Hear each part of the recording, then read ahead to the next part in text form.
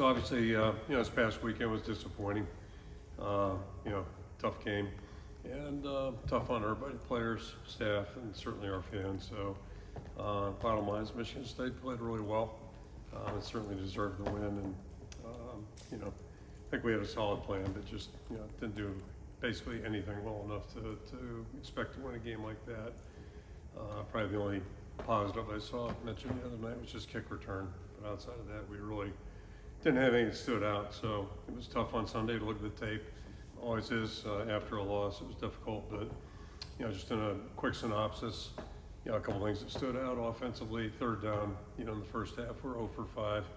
So really couldn't sustain any drives. And I think the bigger picture there, we had a couple negative yardage plays, something we really haven't been afflicted by very frequently prior to that game. And I had a few of those, and then also just some makeable plays, whether it's third down or any down. When you miss the makeables, it's really hard to weigh how much that impacts the flow of a team offensively. So those are things you just can't do. We got to do a better job there.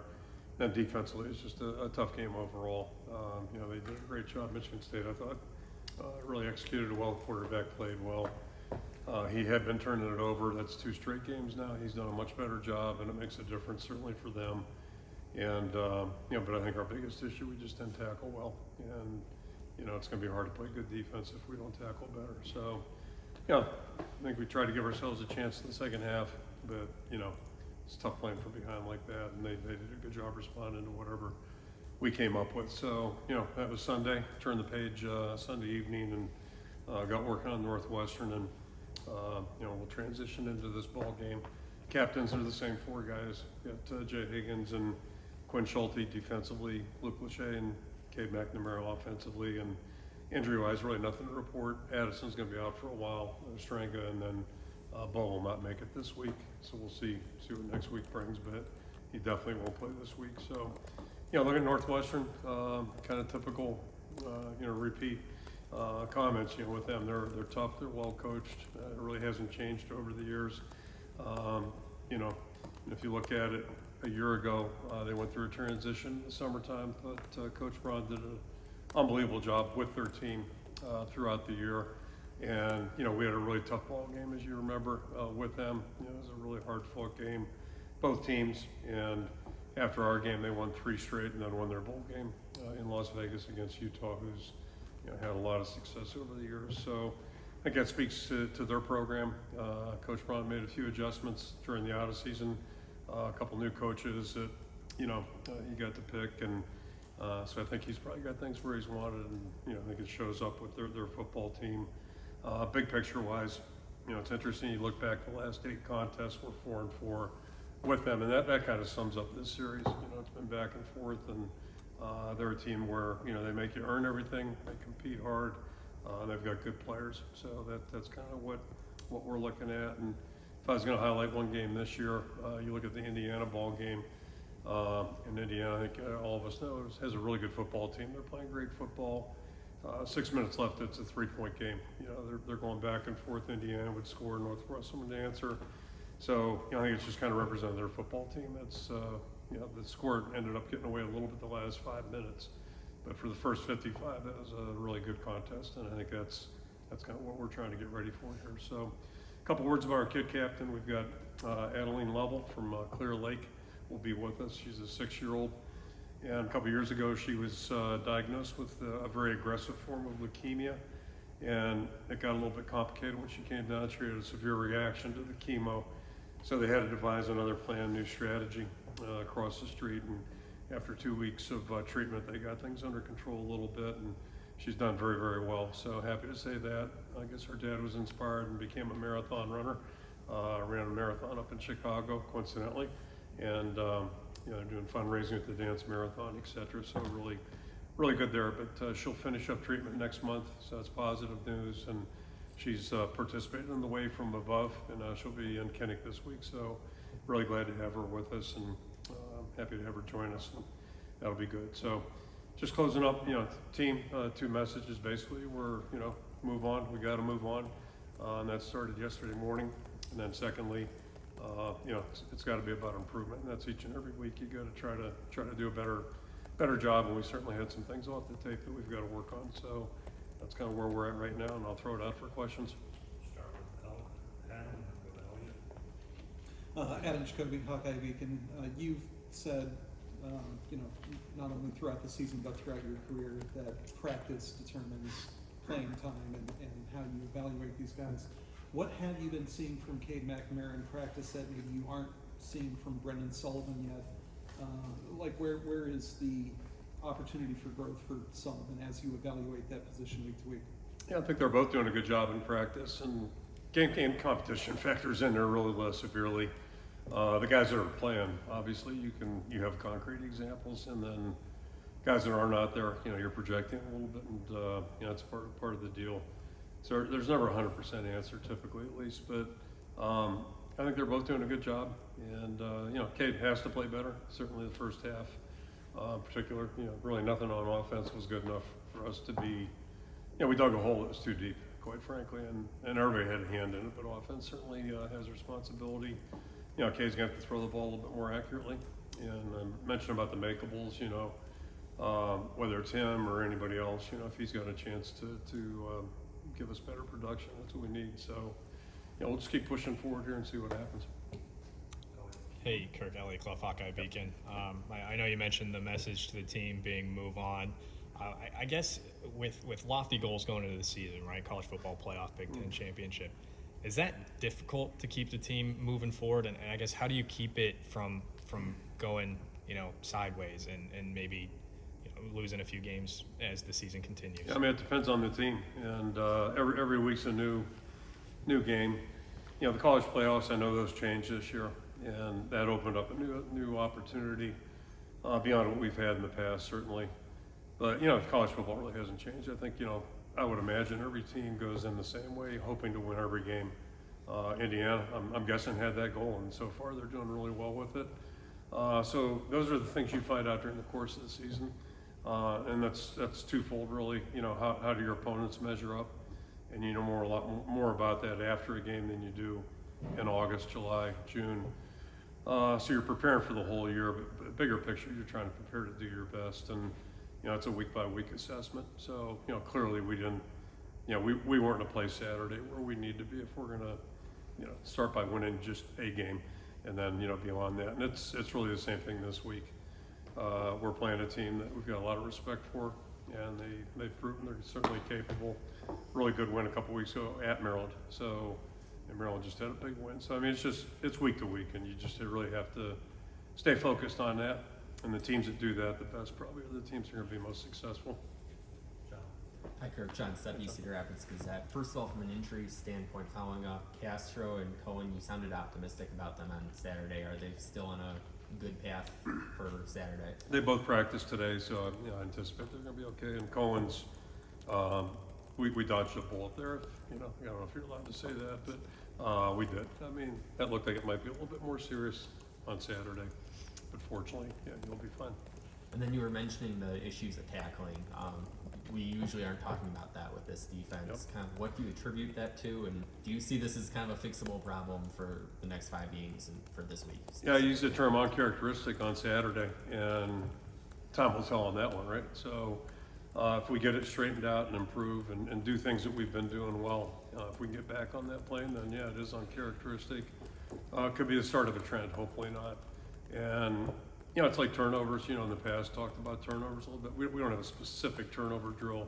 It'd be great if you could hit one, but you do things that are based on the fundamentals. You practice fundamentals, certainly, and tackling's the same way. We probably tackle less. I'm talking about over the years, live tackling than anybody in college football, I would guess. I don't know what everybody else does, but we've done very little of it in the last 20 plus years.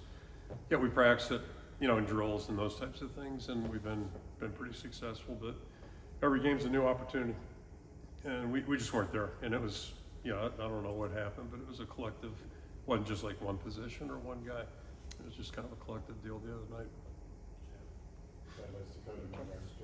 Before I ask, it sounded like Cade's your starter for Saturday. Yeah, correct. As of right now, yeah.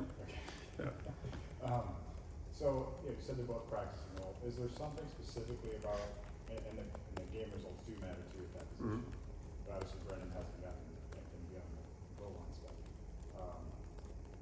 What specifically about that Brendan is maybe holding you back from giving him that opportunity to have even just an extended look in the game? Yeah, I think probably the biggest thing is it's easier to talk about putting somebody in a game than just doing it, especially at that position. We've seen enough, I think, good things out of Cade to feel like he gives us our best chance out there. So that's really, it's like any position. Although this is obviously there's more eyes on this position, but yeah, I think he's done enough good things where we have confidence that he'll play well Saturday, and we'll also keep an open mind. You have to, and we can't.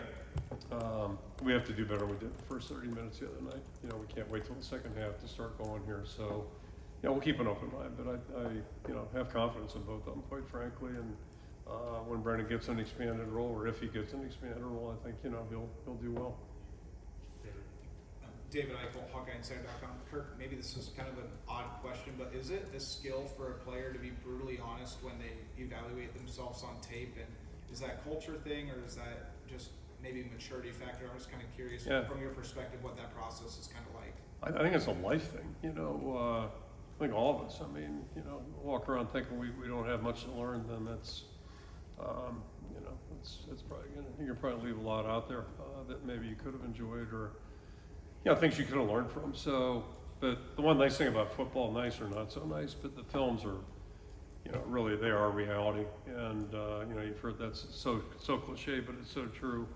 When you watch the most powerful teaching aid that all of us have in the meeting rooms is film.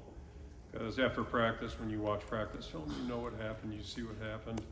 And it's interesting, we were having a conversation, one of the coaches and I the other day, 2 days ago, just about having the, iPads, or what they have a different name for them, right? What do they call them? Tablets. I don't know how they got tablets out of an iPad, but anyway. But having those on the sideline, like, sense of reality is a little different during game time now, because it used to be like, on Saturday, player says one thing, and then Sunday it's like, whoa, hold it, take a look here. So that's one nice thing about it. But I think that's one difference about football, or one thing unique about football. You can't really debate what you see on the tape. It's not like instant replay at last 8 minutes. It's usually, okay, there it is. Here's what we got to do to correct it.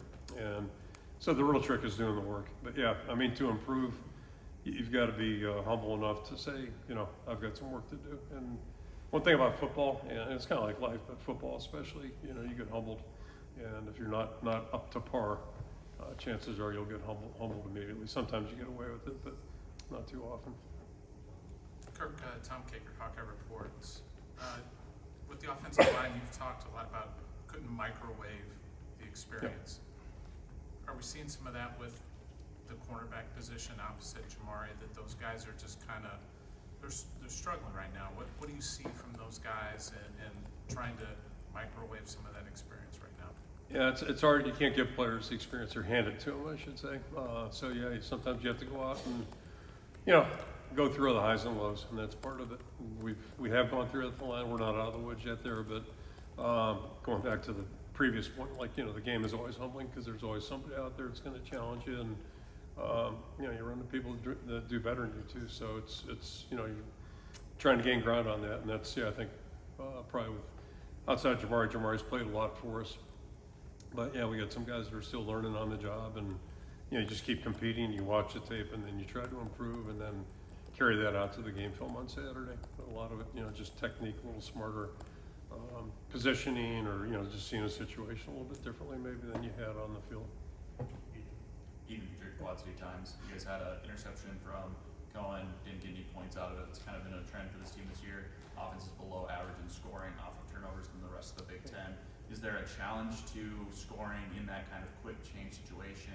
And what does the offense need to do to get more off of the defense's turnovers? Yeah, I don't think there's any necessarily psychology to it at all. You'd certainly like to convert any good break, whether it's turnovers, good kick return, punt return, those types of things. You want to take advantage of good momentum, certainly. And but anytime you get the ball, unless you're just trying to burn clock or what have you, finish a half out, or you're trying to move it and score, preferably touchdowns. So no, there's no psychology to it. We just got to try to do a little better job on it. I just want to want to clarify with Deshaun, there's no injury with him. That was a coach's decision. Yeah, yeah, right. I'm Okay. sorry. Yep. Okay. And then just about Jamari, the way he's playing, just what's the biggest areas of growth you've seen from the past few years since he got here and to the way he's playing now? Yeah, I mean, he's, I remember sitting right here, right about here, somewhere in here with him and his mom and his grandfather when they came in for a visit. He was the guy we offered late, like a lot of our guys that have played well. And she had just had a root canal, so he had to drive. Their grandfather drove, and she was not in the best of condition, quite frankly. But anyway, but yeah, he was a young guy from Montini Catholic that we kind of liked, obviously more than kind of liked, and just took a while for us to want to get to know him a little bit better. And he's done nothing but work hard and improve since he's gotten here, and he's a tremendous young person on top of it. So, but little things you saw with him. He had a commute to get to school. It wasn't easy for him, and it tells you a little something about his personality. I think that he had perseverance, and it was serious to him. He recognized a good opportunity, so he sacrificed a little bit to make it happen. And but he's worked hard. He's a really thoughtful young guy. He's got a lot going on that way, and that's a good thing. But that's part because he's older too and sees a little bigger picture than he did 4 years ago. He's been a good leader for us, and he's playing well for us out there. I want to see from AGA again. I know it's at fullback. We've got Rusty listed at the start of this week. I don't know if Hayden's getting moved over to more tight end reps with Addison out, or what's going on with Hayden. But I'm also curious to hear a little bit more about Deshaun Lee, if that is a, I don't know if there's an injury thing on Saturday, there was not a lot seen of him on the field, so disciplinary, something like that. No, nothing disciplinary at all. It's Phil, the position coaches typically decide on rotations and who's going to go in, and a lot of that just is based on the feel of how the game's going. But no, Deshaun's in good stand. He's doing a great job. Good young guy, and he's a little bit of a wall, so he's got to work through that. We're going to need everybody. I know that. That's for sure. So he's doing well. As far as Hayden goes, Hayden's coming off that ankle from 2 weeks ago. He seemed to be fine. He was sore Sunday, a little bit sore yesterday, but he's fine today. So Addison's out, obviously, but the rotation, Hayden's still involved. Ortworth moves up to basically kind of take Addison's place in terms of what he was doing. And then John Pascuzzi also is involved. And then you got Rusty and Hayden, that H-back second tight end, or whatever you want to look at it. It's kind of, some of the stuff kind of blends together. And then obviously we'll probably do things a little different with Rusty and there, or Eli, as opposed to maybe one of the tight ends. Adam Jacoby, Hawkeye Beacon. It looks, with the struggles that the secondary's been having, it looks like a lot of teams have been attacking the outside, that sort of intermediate, deep, basically where the cornerback is handing off to safety a lot.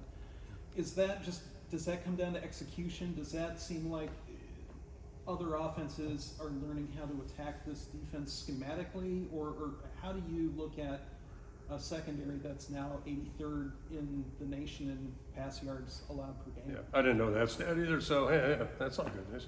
I kind of look at the thing more collectively, but yeah, I mean, clearly, the other night it wasn't a good night, 400 plus yards, and but again, when you aren't playing fundamentally sound, and part of what you're alluding to is just it's physical, but also communication sometimes, and everybody being on the same page, and that's what defense is all about. All 11 guys being tied on a string, if you will, and one thing complements the other. So if you get somebody out of place, you could create some voids and give up some things.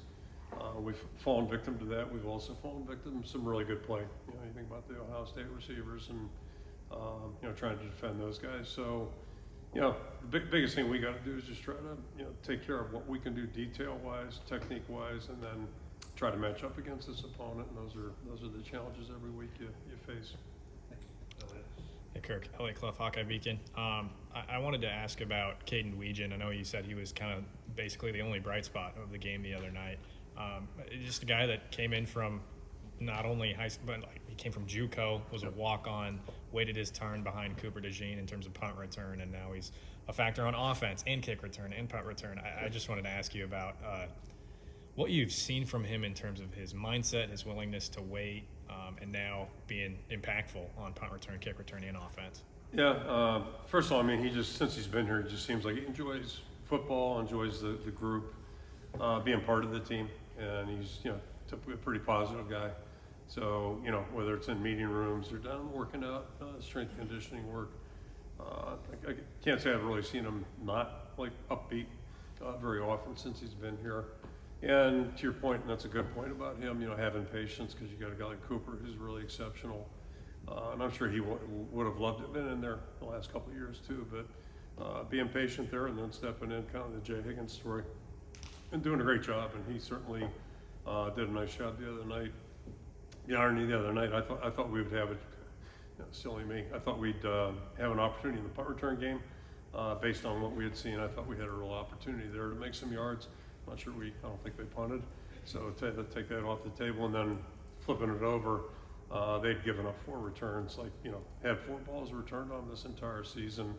So I didn't think we'd necessarily get an opportunity, and then secondly, didn't really see the ball coming out the way it did. So it's a real credit to Weege and also the entire unit for blocking the way they did. Nice to find one positive thing to say about Saturday, so thank you. Yeah. Chad likes to code, and I noticed again, Brendan Sullivan is a 69% career passer, pretty low mistake guy, so he obviously can throw the ball. You had 230, you mentioned the third down failures the other day. You had 231s, and you didn't bring him in again. I'm curious why you don't use him in those situations, third and ones, third and 1.5s. Yeah, you can make that argument. Treat it like we've done that with the red zone, and you can make that argument. You can make it both ways. It's a little bit unsettling. Maybe bringing a guy in, and I think I saw the Packers walking through the building. Kraft, I think, did a sneak, right? And apparently, I said that to one of our guys, and they said, "Well, I guess he did it in college too." I don't know if he's a high school quarterback, but yeah, I mean, it's something you could consider for sure. And maybe it is something we need to look at. So That be Tim's color, your color? yeah, and we'll talk about it as a staff. But yeah, it'd be usually most of our stuff's a group decision. But Tim ultimately will make the call. Yeah. Joe DeRock, KCCI, Kirk. For different circumstances, in years past, feels as if there are question marks around the quarterback position, whether it be who's starting or the play of the quarterback at the time. Do you think there's a common denominator there, or is it a string of maybe just bad coincidences that these conversations are being had? Well, I'm not sure I understand the question totally, but just about everything in general. Yeah, just Typically, when they happen, it means you're not playing well enough to be undefeated or scoring as much as you like.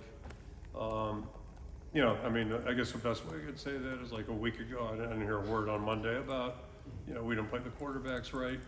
So if you win and score points, typically things are well, and that's what an offense's job is to score points.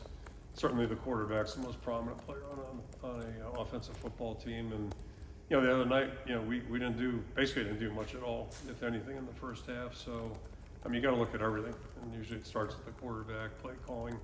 But we're assessing those things all the time. And there's, if we had a exact answer that we knew was 100%, we'd be going with it. And let's keep an open mind, keep playing, and see what happens. Yep. 3 more, I'm sorry, John. John Steppe, Cedar Rapids Gazette.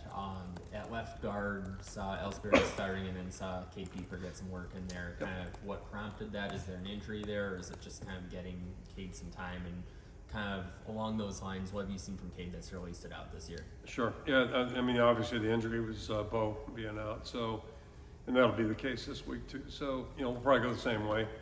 Tyler's done a great job. I've talked about him a lot. Really has good position flexibility.